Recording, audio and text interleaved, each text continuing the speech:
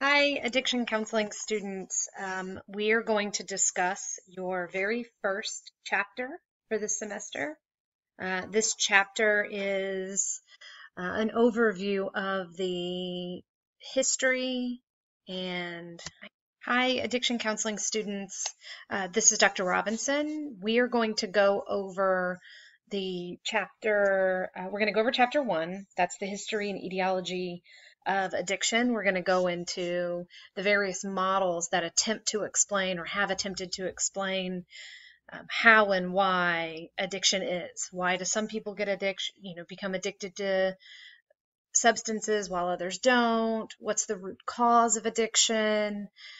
The models that we go over are going to attempt to explain that. And then, of course, like I said, we're going to go into a little bit of the history of addiction, addictive use disorder, addiction treatment. This is kind of an interesting chapter. At least I believe so. I think that it gives us the foundation or the sort of footing to set up the rest of the course and guide us in our thought processes and how we view and look at addiction treatment. So we'll just first start off by saying that addiction counseling is considered a specialized field in counseling. It's fairly new, but we follow a similar pattern of social work, psychology, nursing, medicine, in that it's a helping profession. And there are various levels of individuals that can work in the addiction counseling field. I won't get into that right now because we have a whole chapter on professionalism, but it's very similar. It followed the pattern of those professions, especially early on. However, early on, the early practice of addiction counseling was based in personal experience. So essentially, addiction counselors were those who were in recovery. It was individuals who struggled with addictive use disorders, and it was thought that through their experience they could help. And I'm doing air quotes, you can't see me, but for lack of a better word, um, help cure or work with individuals with addictive use disorders based on their personal experience. Um, the Native Americans were actually the first individuals to utilize personal experience or individuals who struggled with addiction in the past to help others. This is not a new concept. Like I said, Native Americans have been doing this for quite some time. Some downsides or some negative aspects of the early practice of addiction counseling is, counselors had very limited education. It was their experience that was seen as their credential, not education, not training, just that experience. No supervision, if any. They may have been working with a physician, but or in a treatment center, and who knows who oversaw treatment centers back in the day. But there was very little supervision. There was no defined code of ethics to base professional judgment, decision making. Let's just say there was an emergency situation. There wasn't a set of guidelines or ethics to go by. And of course, it wasn't heavily researched. And a lot of these criticisms are still current today. So there are counselors in the addiction field that have limited education. That extends to limited or subpar supervision. We have a variety of different ethical codes that we adhere to. So not just the ACA Code of Ethics, but again, we'll get into that when we talk about professionalism and addiction. And then, of course, this last bit here, not heavily researched, that is still very prevalent today. Addiction counseling and addiction treatment isn't super exciting, I guess, for counselors and people in the helping profession to research, so we don't do it all that often. So let's move on. A couple other things that I want you to notice, and you'll hear me rustling papers, papers as I kind of go through the book as I'm going through the different PowerPoints with you. But really, what I want you to know is there's this long history of, especially in the United States, there's a long history of individuals trying to stop the use of substances in order to prevent problematic behaviors and essentially problematic people. Early on, it wasn't behaviors, it was the person. The person is insane, the person is ill. That's why we locked individuals up in insane asylums early on. Then there were insane asylums specifically for people with alcoholism. And essentially, they were just sort of cast away. They were isolated in order to not cause problems for society and the people who were not addicts in society. Um, and so, there was there was the temperance movement, the Washingtonian Total Abstinence Society, Women's Christian Temperance Movement. Of course, there were times where we thought that religion could cure addictive use disorders, and unfortunately that sort of mentality kind of still lingers today. And you'll hear as we go through the chapters and this semester, you'll hear remnants of this. And the important thing is we can't say one thing over the other is what's most effective, but what we can say is we do know that you cannot pray any sort of you can't pray addiction away. It requires a lot more than just spirituality. Spirituality can certainly be a benefit, but you can't just base it solely on religion. And then then you had the Volstead Act. So these were laws that were enacted in order to try to prevent alcohol related problems. And of course, this is when speakeasy started appearing. The thing is there's going to be substances and there's going to be problems with substances.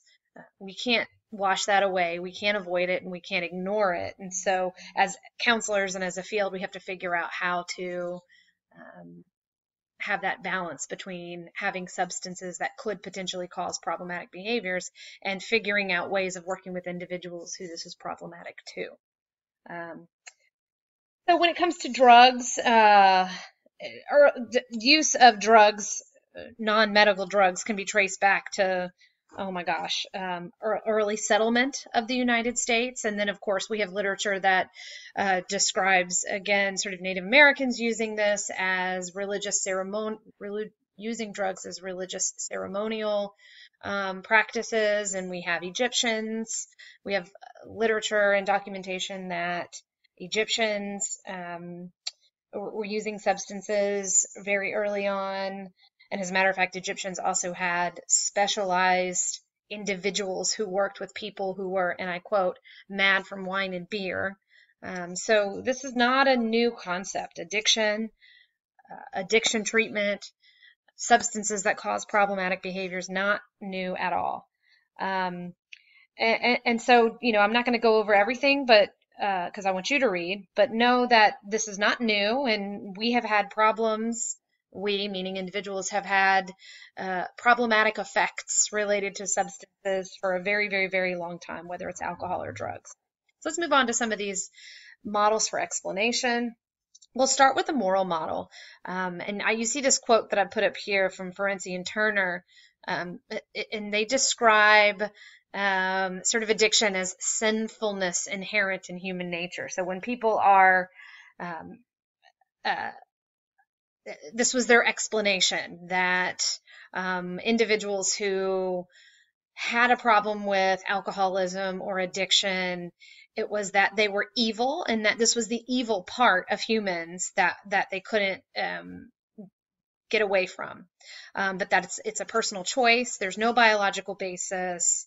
Again, rooted in this belief that they are bad, the person's bad, the person is the devil, and that these are sins, and that the answer, the treatment, was the legal system, so punishment.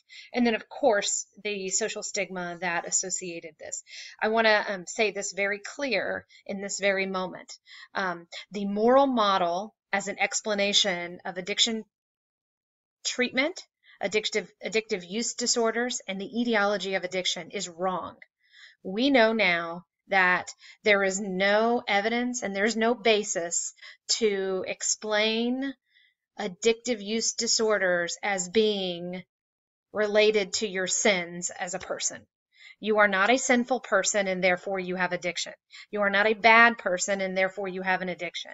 You did not do anything wrong at any point in your life to make you have this addiction. You are not paying or repenting or having penance in the form of addiction because you were faulty or you fouled up or you were a bad person or you wronged anyone.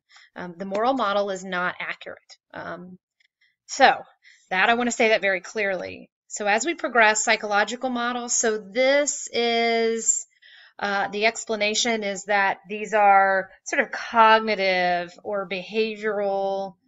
Addiction treatment is explained through motivation, and that your cognition, so if you're CBT, you may follow this a little bit better, that you like how you feel, so you keep doing it. And it's primarily that. This makes me feel good, or it doesn't make me feel bad, so I'm going to keep doing it. And your motivation is just to seek that good feeling or lack of bad feeling. Let's see. Psychodynamic models obviously explain it through underlying psychopathology. So disturbed object relations, meaning you're hanging on to this substance or these substances because it satisfies something that you didn't completely get rid of or fulfill in your early childhood. And that there's a little bit of truth to that, in that maybe traumas happened and you didn't process trauma. And so now you turn to addiction, or rather substances. But, there's obviously some criticism with psychodynamic models. When we include personality theory models, then that way of explaining alcoholism or addiction is that you just have an addictive personality. This is who you are. And all individuals with addictive use disorders have this personality. Again, there's a little bit of truth to that, but it's a chicken or an egg conversation. Which came first, the personality or the changes in personality as it relates to use? Familial model. So this is the root of addiction is explained through familial upbringing. So the roles in your family, that there's an identified patient or identified client, and more importantly, that your use with an addictive use disorder is supported and reinforced by your family members. And so it's the entire family that has problems, and it's the entire family that, for lack of better words, sort of supports the individual's sustained and problematic use. Again, there's bits of information in here that are accurate, and depends on if you're a systems person, you might hear some of those. Disease model. So this is kind of the one that goes along with AA or 12-step treatment approaches. The disease model explains that addiction is a disease. It's a disease like diabetes. It's a disease that is chronic and that it never goes away. And that it's progressive, so that it can get worse, and it's incurable. You'll never get rid of it. And so the only answer to the disease model for treatment is abstinence. There is no moderation. There is no harm reduction. It's all abstinence. You cannot use at all.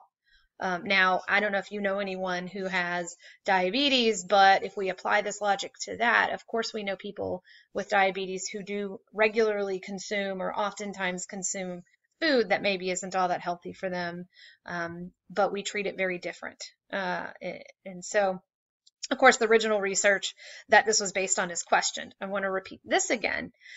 However, even though the original research is a bit spotty, the disease model is primarily what we use today. Public health model. This is depending upon sort of your stance in advocacy and social justice. You may agree with the public health model. Public health model says, as a community and a society, we contribute to support, foster, and create addiction in individuals by sort of the lack of community resources, the lack of community support, social status, and division in social status, socioeconomic factors, of course, but that essentially that addiction is a problem of society, and society creates this, as you can see, this disease. I'm going to start a second video because I can't record more than 15 minutes.